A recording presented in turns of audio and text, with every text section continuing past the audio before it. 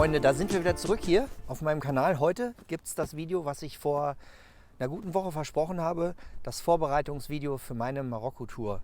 Natürlich, wenn man so eine längere Reise machen möchte, ist es natürlich sinnvoll, das Motorrad so ein bisschen durchzuchecken. Genau das habe ich gemacht.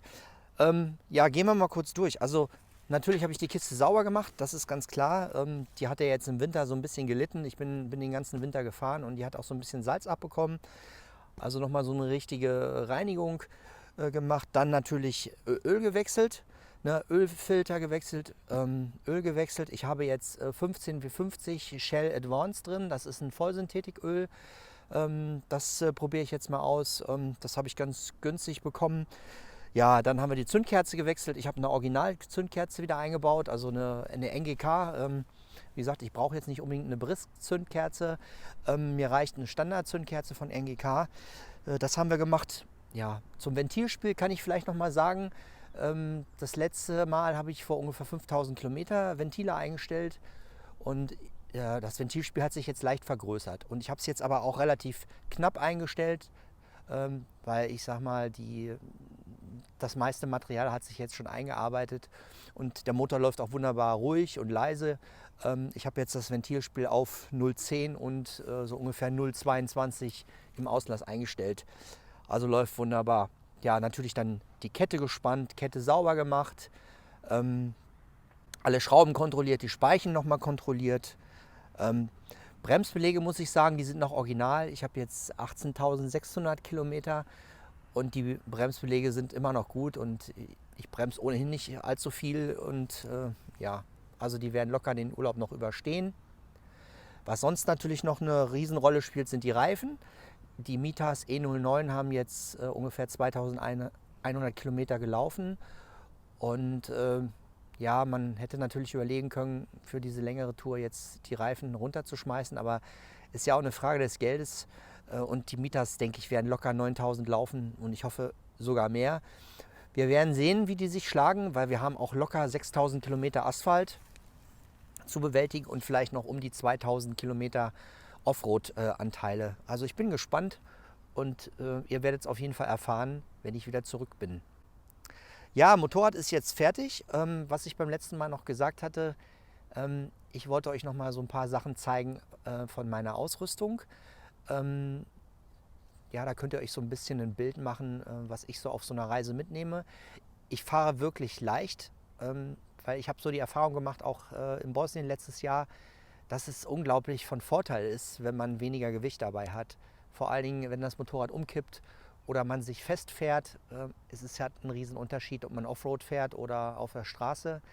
Und wenn man im Schlamm stecken bleibt oder irgendwie umkippt und man ist vielleicht auch körperlich vielleicht nicht mehr so fit, nach einer gewissen Zeit, dann macht das einen Riesenunterschied, ob man einfach 10 Kilo mehr oder weniger hat. Deswegen habe ich heute oder grundsätzlich nochmal auf viele Sachen verzichtet, die ich nicht unbedingt brauche. Mein Equipment nochmal ein bisschen leichter gemacht.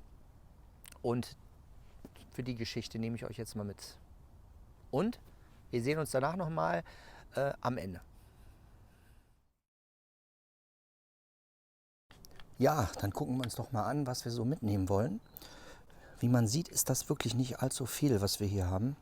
Fangen wir doch mal an mit den Schlafutensilien. Also, Nummer 1, was ich mir neu gekauft habe, um nochmal Gewicht zu sparen, ist ein neues Zelt.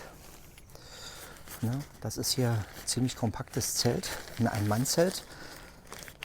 Natürlich ist das nicht besonders komfortabel, aber wie man jetzt gleich sehen wird,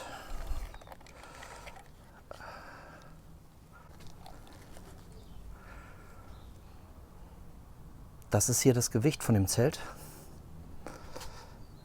Natürlich beeindruckend wenig, 1140 Gramm. Ja, nicht besonders komfortabel, aber dafür leicht. So, dann haben wir noch so eine Matte. Das ist eigentlich eine Decke. Die kann man zum Beispiel auf die Matratze legen oder man kann sie auch zur Not übers Moped legen, um es zu schützen. Da ist unten so eine Gummierung, wiegt fast gar nichts. Ich kann ja mal gucken. Naja, immerhin 700 Gramm.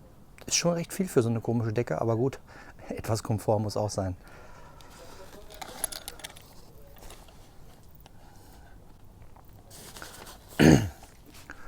So, dann haben wir hier schon ein weiteres Komfort-Feature. Und zwar ist das hier meine Isomatte.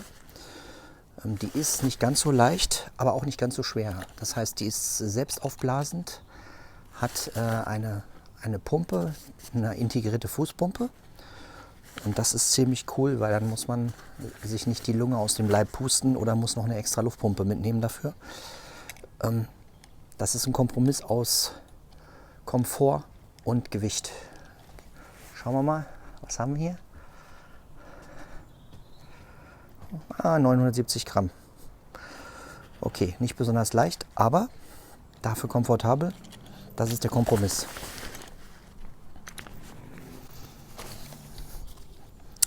Dann kommen wir schon zu unserem Schlafsack. Und zwar habe ich hier einen vergleichsweise leichten und kompakten Daunenschlafsack. Der ist jetzt auch für kältere Temperaturen durchaus geeignet. Also den kann man auch bei Minusgraden verwenden. Ist also auch kein Billig-Schlafsack. Schauen wir mal.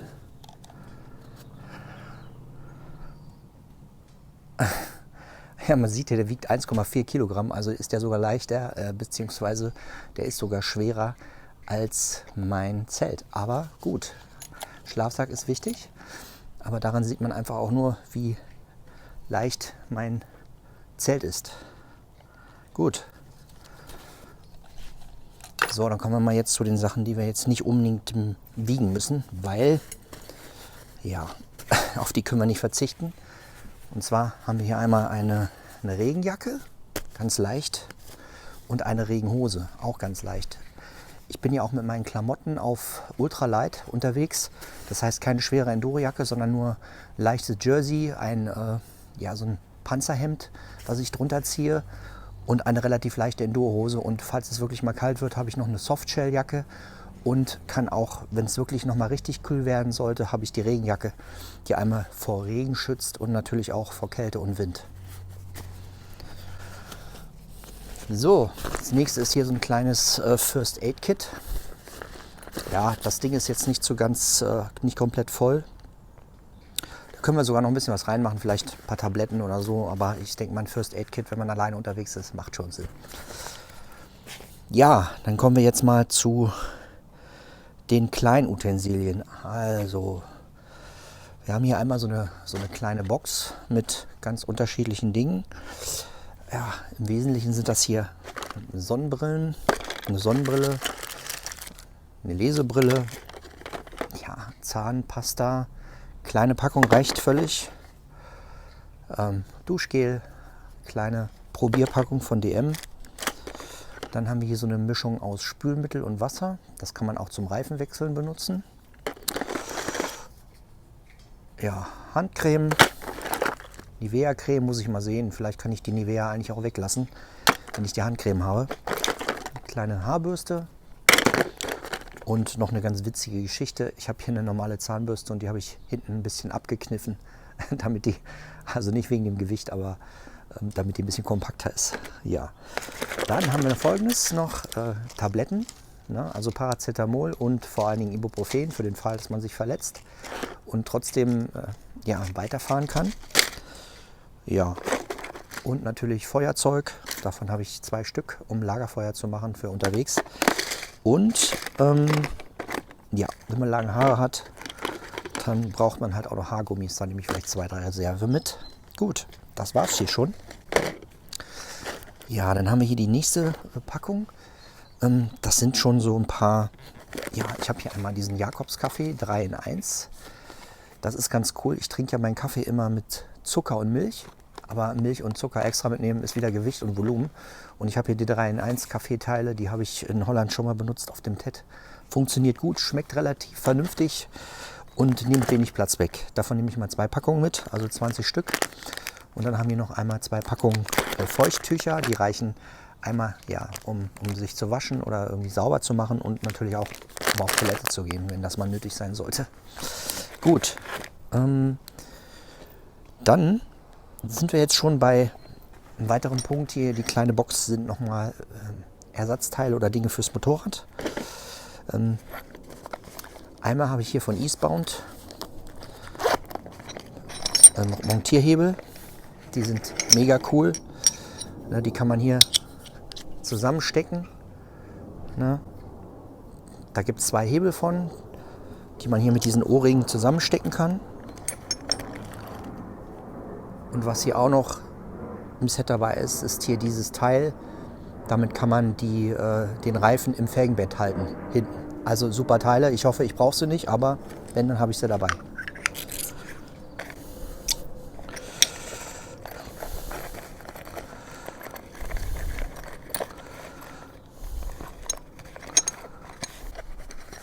Ja, auch hier natürlich einen zweiten Satz Montierhebel. Das sind 2 Stück. Sehr kompakt, leicht, zweimal diese Packung. So, dann haben wir hier eine kleine Mini-MTB-Luftpumpe. Ich bin ja weg von meiner schweren elektrischen Pumpe, das erstmal nervig ist, wenn die leer ist, also wenn der Akku leer ist. Und ich habe mir diesmal eine ziemlich gute MTB-Pumpe gekauft, die eine ziemlich hohe Pumpleistung hat, sehr leicht ist, womit ich halt meine Reifen im Pannenfall aufpumpen kann. So, was ist hier noch drin? Ja, wir haben hier noch ein Ventilausheberwerkzeug mit einem Draht. Da kann man das Ventil durch das Felgenloch ziehen. Bei Bedarf ist, denke ich, wichtig. Ja, dann haben wir noch eine kleine Packung Louis Kettenspray, um die Kette unterwegs einzusprayen. Klein und kompakt. Dann ein Luftdruckprüfer, einen digitalen, um den Luftdruck, wenn ich den absenke, um das zu kontrollieren. Dann haben wir hier eine kleine Mineralwasserflasche mit Öl, also 0,5 an Ersatzöl sollte reichen. Und wir haben 2 Reserveschläuche, einmal für 17 Zoll hinten und für 21 Zoll Vorderrad. Und hier ist noch ein kleines Sieb. Das mache ich dann in den Tank oben rein, wenn man nachtankt, falls den Sprit, den man erwartet, falls der minderwertig oder verdreckt sein sollte. Oder zumindest schützt euch das so ein bisschen vor Staub oder Dreck. So. Dann kommen wir mal hier zum Kochen. Ich verwende hier einen kleinen Gaskocher, der sehr, sehr leistungsfähig ist. Ich hätte mir am liebsten so ein Jetboil-Teil gekauft, was eine extrem hohe Leistung hat, aber die sind mir echt zu teuer oder ich hatte die Kohle dafür einfach nicht und habe mir hier von Decathlon einen ziemlich leistungsstarken Kocher geholt, der mit diesen Butan-Kartuschen arbeitet und auch extrem schnell das Wasser heiß macht und für einen vernünftigen Preis sehr leicht. Und was ich auch mache, ich nehme hier einen Oldschool Wasserkessel. Das reicht für 2 normale Tassen. By the way, das ist hier meine Tasse, eine normale Tasse aus Kunststoff. Davon könnt ihr 2 machen. Und der Wasserkocher oder der Wasserkessel hat einfach den Vorteil, dass er die Wärme besser speichert. Und damit kriegt er das Wasser in 2 Minuten oder so warm. Ist echt gut. Schon bewährt. So. Was wir sonst noch haben, ist zum Thema... Ja, eigentlich sind wir jetzt schon bei der Technik. Wir haben hier in Reserve eine Powerbank. Ich glaube, die hat 20.000 mAh für Handys, Akkus und so weiter. Die ist vollgeladen. Dann gibt es hier natürlich diverse Kabel, die ich mitnehme. Das ist jetzt nicht das einzige. Das ist ein USB auf Lightning Kabel fürs iPhone.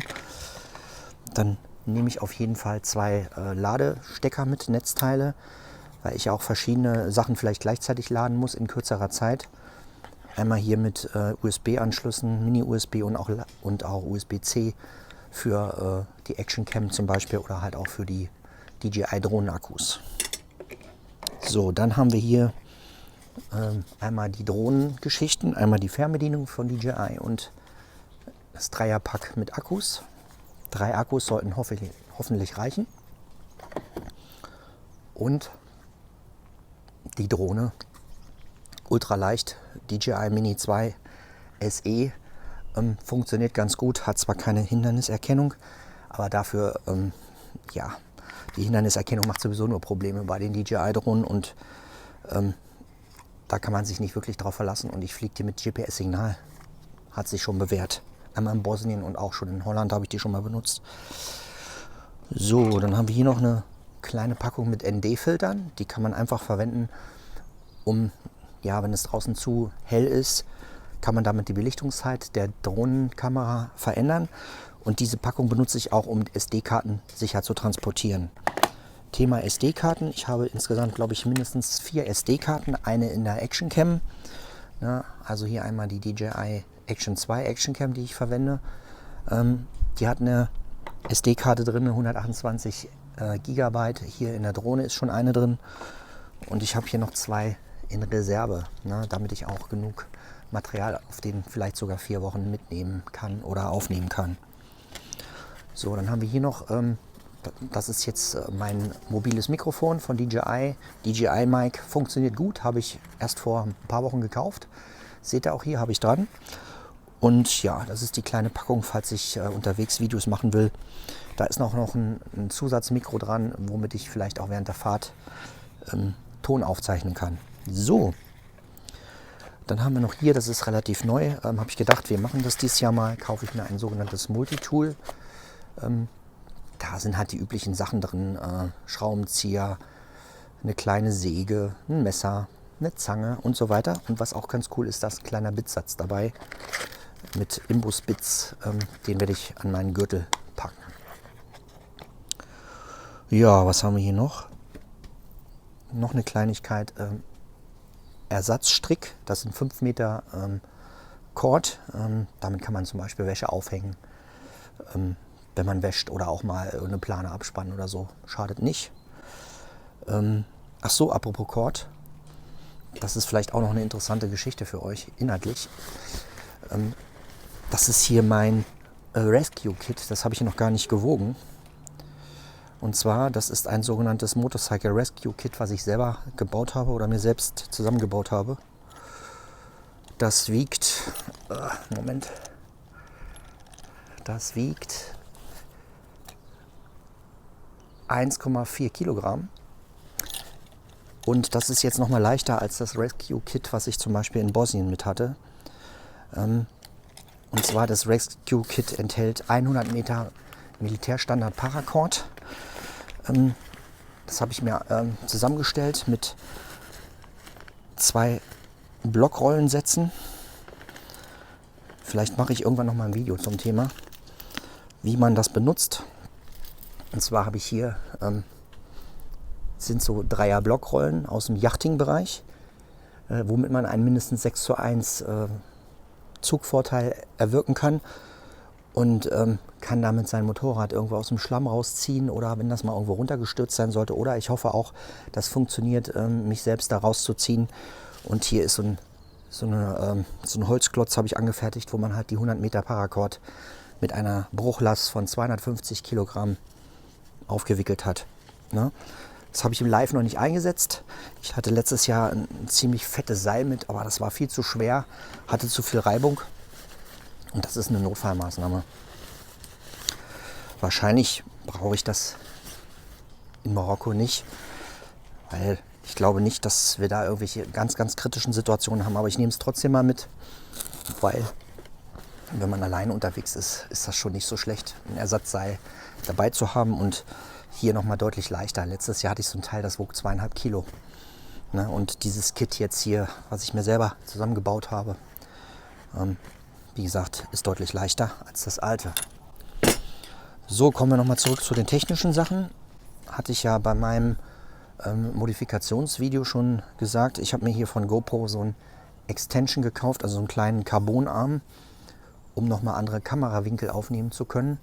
Ihr seht hier von DJI, die verwenden ja hier sogenannte magnetische Halterungen, um Kameras schnell zu installieren.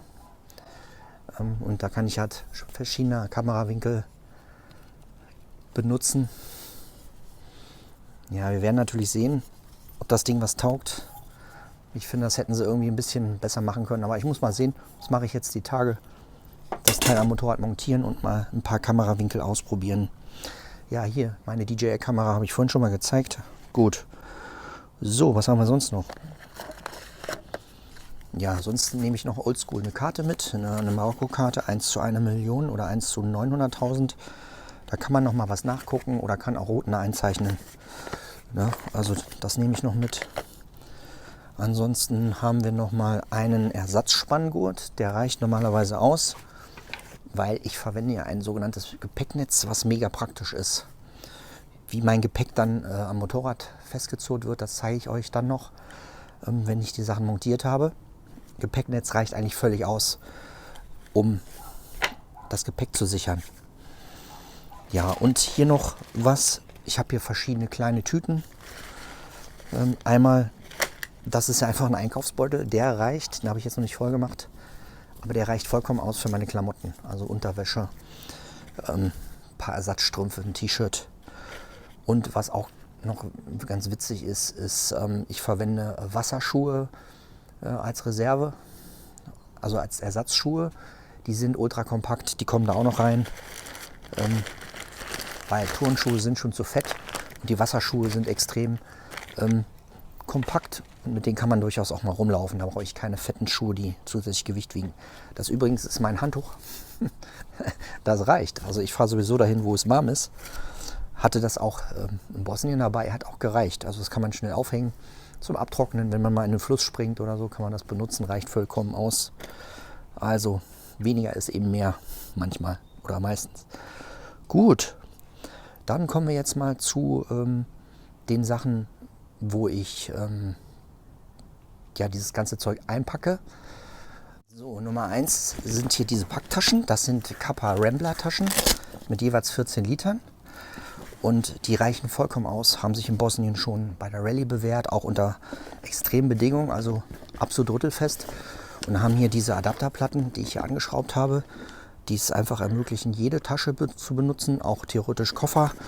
14 Liter sind wasserdicht, kann man zusammenrollen, haben extra Fächer noch an der Seite, die sind wunderbar, sehr kompakt und vergleichsweise leicht. So, hier ist mein Givi Tankrucksack, klein und kompakt. Kommen eigentlich nur so die wichtigsten Sachen rein, Drohne, Akku, alles was ich schnell brauche. Ja, dann haben wir hier noch Folgendes, das hatte ich mir neulich gekauft, das ist eine Beintasche. Die kann man hier am Oberschenkel festmachen. Ist ziemlich bequem, habe ich schon ausprobiert. Kann man das Portemonnaie reinpacken, Papiere, alles was am Mann sein sollte. Ist solide, hat relativ viel Kapazität und stört nicht weiter. So, das ist auch ganz wichtig. Das ist ein Camelback, ne, also ein kleiner Camelback-Rucksack. Der hat eine Trinkblase drin, die hat 3 Liter Inhalt. Ist also ausreichend für die Trinkwasserversorgung. Ich nehme ja natürlich auch noch ein paar extra Getränke mit. So circa 5 Liter sollte man schon dabei haben, wenn man irgendwie remote unterwegs ist. Macht das Sinn, hier 3 Liter Wasser und vielleicht nochmal 2 Liter an Flüssigkeit zusätzlich mitzunehmen, je nachdem, wo man hinfährt und wie lange man unterwegs ist. So, was noch interessant ist, ich benutze für hinten drauf als flexible Tasche eine sogenannte Schweizer Armeetasche. Das ist eine Tasche, die lässt sich 4-fach falten. Zeige ich euch gleich noch auf dem Boden. Die kann man einfach aufklappen und flexibel zusammenfalten und am Ende einfach mit dem Gepäcknetz sichern. Ist wunderbar, habe ich schon ein paar Mal benutzt, ist wasserdicht. Man kann natürlich auch eine Gepäckrolle benutzen, aber die ist einfach schneller zu be- und entladen. Hat sich super bewährt. Ich bin damit echt total zufrieden. Keine Probleme mit der Tasche. So, man kann jetzt hier die Tasche nehmen. Kann die einmal so falten, dann so, dann so und dann kann man die hier festmachen. Und das war's. So, übrigens, das ist jetzt hier nochmal mein Stativ, was ich benutze. Das ist ziemlich cool. Das ist halt mein Handy-Stativ, was sehr kompakt ist und das kann man dann für unterwegs nehmen, um sein Handy darauf zu packen. Sehr, sehr kompaktes Stativ mit einer kleinen Fernbedienung. Das reicht vollkommen aus. Ja, so sieht das Ganze zusammengefaltet aus. Also passt soweit alles. Ja, nochmal zur Erklärung hier für mein Campingzeug. Ich benutze keine Töpfe oder irgendein Zeug, weil ich habe in der Praxis festgestellt, dass man sowieso nicht viel rumrödelt mit irgendwelchen Dosen mit Suppe oder so. Habe ich zumindest keine große Lust drauf. Also wenn ich mal Lust auf was Warmes habe, dann hole ich mir irgendwie was vielleicht draußen oder kaufe ein paar Würstchen im Supermarkt und mache die dann auf dem Feuer warm. Also mir reicht als Utensilien wirklich ein Messer und das Teil. Hauptsache morgens, man hat einen warmen Kaffee. Das ist viel wichtiger und ich nehme jetzt keine Kochtöpfe oder so mit, weil irgendwie habe ich keine Lust, das so unterwegs zu benutzen. Andere machen das anders, aber ich versuche wirklich ein bisschen unnötiges Zeug einfach zu Hause zu lassen. Ja, das sind jetzt hier nochmal die Wasserschuhe. Das ist wirklich mega cool, weil die halt super leicht und kompakt sind. So, dann packen wir mal das Moped.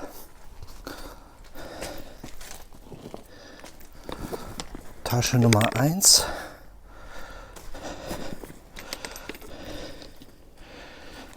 So rum.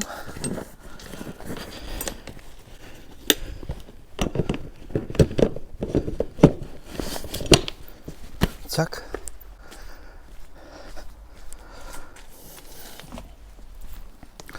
Nummer 2.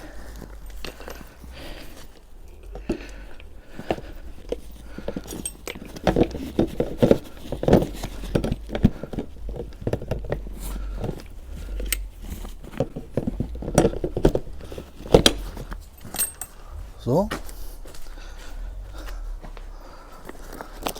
Tankrucksack. Zack.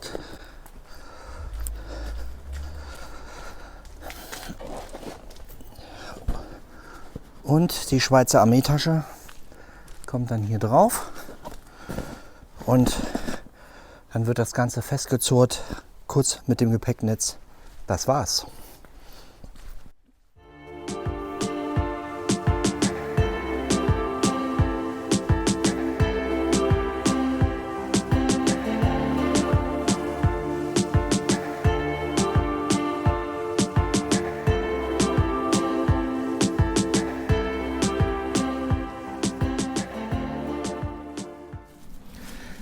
Ja, das soll es jetzt gewesen sein mit dem kleinen Video. Die Marokko-Videos, die jetzt demnächst rauskommen, werden wahrscheinlich so ab Ende April erscheinen. Nach meiner Reise, ich werde halt nicht unterwegs Video schneiden können. Ich will keinen Rechner mitnehmen in Urlaub und auch mit der Internetverbindung ist es schwierig. Und auch diese Video-Uploads dauern einfach viel zu lange unterwegs und ich will die Reise auch so ein bisschen genießen. Also seid gespannt.